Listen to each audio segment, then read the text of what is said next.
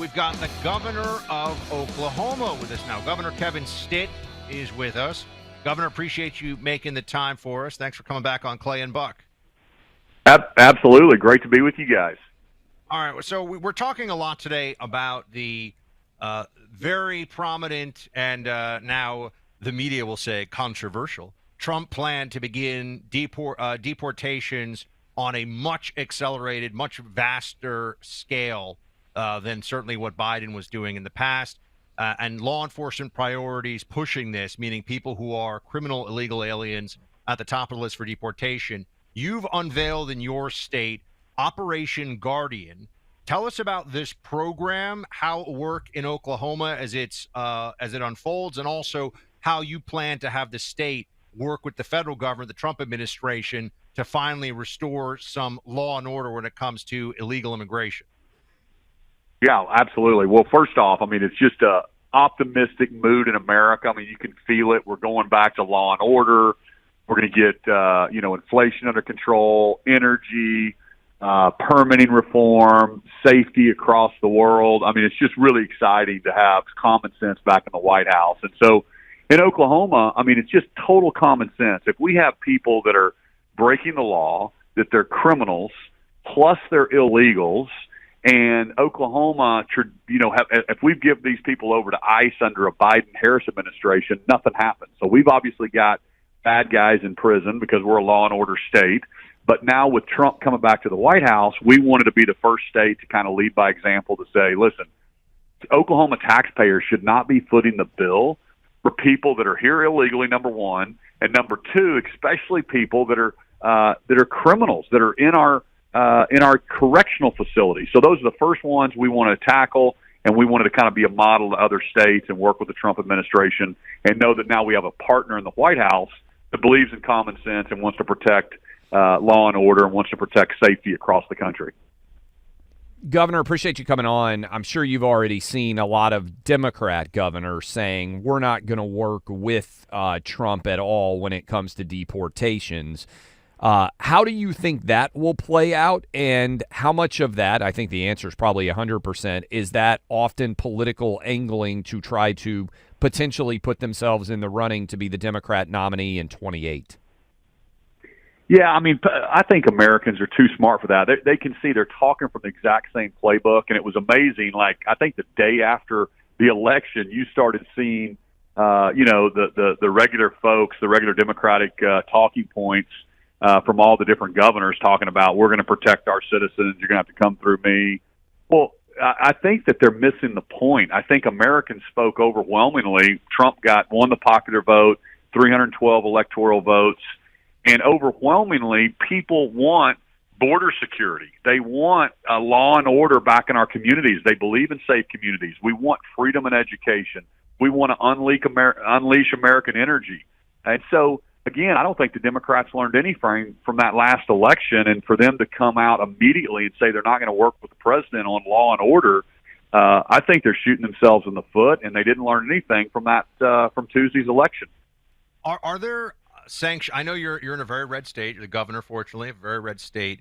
But I'm assuming it's possible you got sanctuary jurisdictions in Tulsa, maybe Oklahoma City. I mean, is that a challenge for you in terms of local and state law enforcement working together on this issue? Are they on board? What can you tell us about that? Because I wonder how that state, local, and federal is going to all collide or work together on this issue. Well, we are not a sanctuary state at all. I mean, occasionally we'll have some of our big city mayors that'll push back and are kind of squishy on this issue.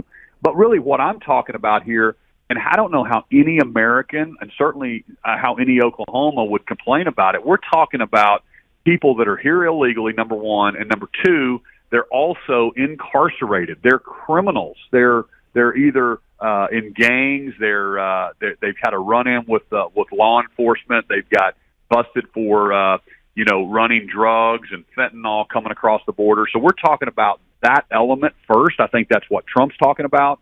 And then we need to get them out of our states, out of our country. And then I believe in immigration reform. We need to have, if somebody comes to the University of Oklahoma on an education visa and they get an engineering degree, we want to convert that to a workforce visa. So if people want to chase the American dream and pay taxes and be part of our society, and we have jobs for them, we want to connect the employers with employees, I'm all for workforce visas and changing that immigration policy. But we're talking about the criminal element right now, and that I don't know how anybody could argue, or Democrat or Republican, that needs to be out of our country.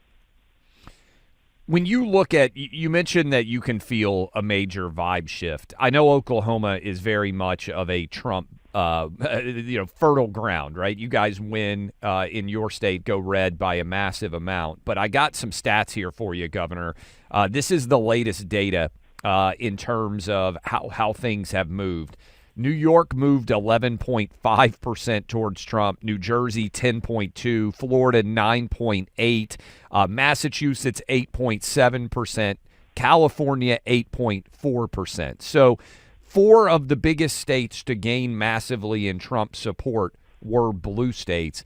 I'm curious, do you feel that when other governors are starting to talk, that even somebody like Kathy Hochul, for instance, in New York, which is considered a blue state, crazily, New York is closer to a red state than Texas or Florida are to blue states based on the data out there.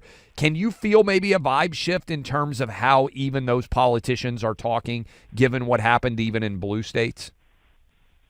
I really can. I'm the vice chair this year of the National Governors Association, which is the bipartisan group. And so behind closed doors, when I talk to my Democratic colleagues, it's very collegial. We've got a good relationship, and I'm surprised how they are all telling me, yes, we need stronger borders. And that was what's so perplexing for the American people, is why, the Biden-Harris administration was refusing to go back to Trump-era policies, which was remain in Mexico. And so I think that across the board, the governors at least understand that we need to have border security. We need that. And unless they're trying to kind of placate to their, left-wing part of their party, these are just common sense things that if you're truly an American and you want what's best for our country, you shouldn't be able to argue these points. But it's really exciting. And you look at the Hispanic the vote made major gains towards the Republican Party, because I tell people they're concerned about, they believe in God and family, and they're entrepreneurs, and they're more concerned about the economy than somebody's pronouns. They don't want their little girls to have to be competing with biological males in sports. I mean, the left has gone so far the other way that I think that you saw that in this election. And so hopefully common sense will return, and I know common sense is going to return to the White House, and I hope we're seeing it return to New York and California and some of these other states, and just say, hey, we want to give the Trump administration a chance. And I think we want safe communities, and we want our girls to be protected in when they play sports and stuff that we've known in Oklahoma for a long time. Speaking to Governor Kevin Stitt of Oklahoma, Governor, how many illegals are currently in custody in your state? Do you have a pretty good firm number on that? And what is the cost to the people of Oklahoma just to incarcerate them, roughly speaking, on a day or monthly basis? Yeah. So, I've had our team go back and look at that. We have, I think, around 20,000 people incarcerated in Oklahoma. That's something I'm always working on is safe communities, but also want to make sure that we believe in second chances. So we've done a lot of work there, but there's 526 people that should not be incarcerated in Oklahoma because they're illegals and they broke the law, and we're having to pay for their incarcerations. And so it's millions and millions of dollars to the taxpayers of Oklahoma. I think it's. I read something I read something, and it's almost $40,000 to for each one of those inmates. Is that correct? I mean, for the year. That is correct. Yeah. So it's going to cost us between $20,000 to $30,000. I don't know the exact number per inmate per year, and that's just saddled directly on the state taxpayers. That's our state. Yeah. So tens of millions of dollars being spent by taxpayers in your state at a minimum that should not be, just for those who are incarcerated. That is exactly right. That's correct. So, and then, it did no good before with the Biden-Harris administration is ICE was not doing their job. Under a Trump administration, we're going to return to the rule of law. And so when we push those back to ICE, they'll be returned back to, they'll be out of Oklahoma and out of our country. which will be a good thing. We don't want the criminal element here. But I also remind people we need immigration reform, and we need to make sure we have state workforce visas and we match employers to employees, and that's good as well if people want to chase the American dream. And so I think that's important for people to note as well. Governor, we know that Barack Obama recently, Bill Clinton, Democrat governors who are a Democrat governor in the case of Bill Clinton, a former senator in the case of Obama, but they got elected on the idea that, hey, illegal immigrants should be sent back. This wasn't considered to be a political issue. How much do you think this will become a political issue going forward? We mentioned Democrat governors are already lining up. Or do you think the fact that this was standard operating procedure to deport illegals, particularly illegals with criminal backgrounds, as recently as when Obama was in office, will that end up ultimately winning the public argument? How do you see this playing out? You know, I think they've gone too far. I don't see how this is I think Trump has made it a national story. The Republican Governors Association sent a letter. We've made this a national story pushing on border security. I believe the American people are there, that we have to have strong borders. We have to know who's coming through our country. We need to have immigration reform. I'll give you that, too.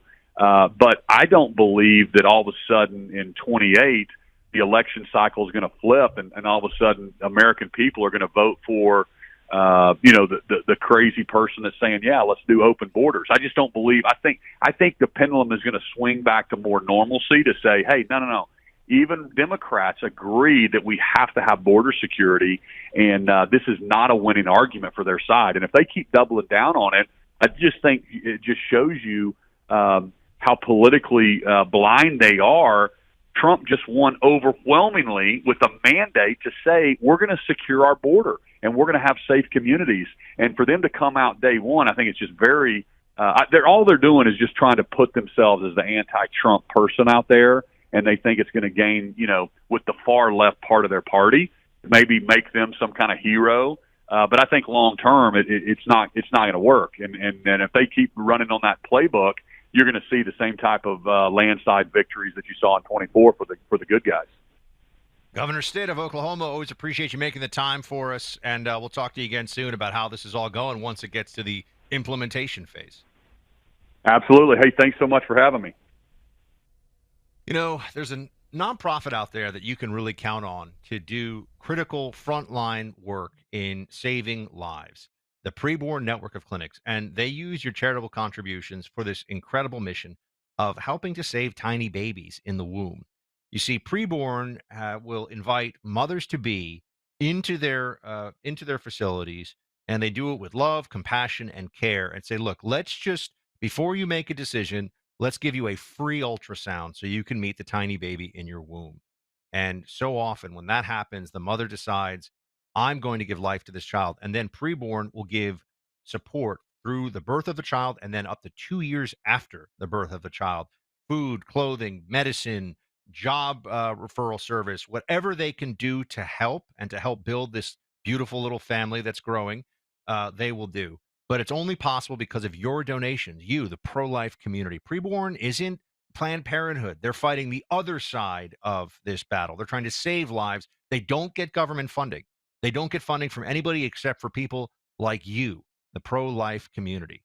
Yes, we have to change laws. Yes, we have to change hearts and minds. But what can you do today to help save tiny babies in the womb? This is where Preborn comes in. One ultrasound is just $28.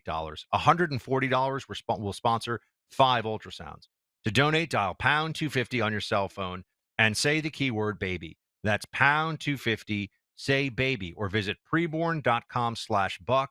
That's preborn.com/BUCK. All gifts are tax deductible. Preborn has a 4-star charity rating, sponsored by Preborn.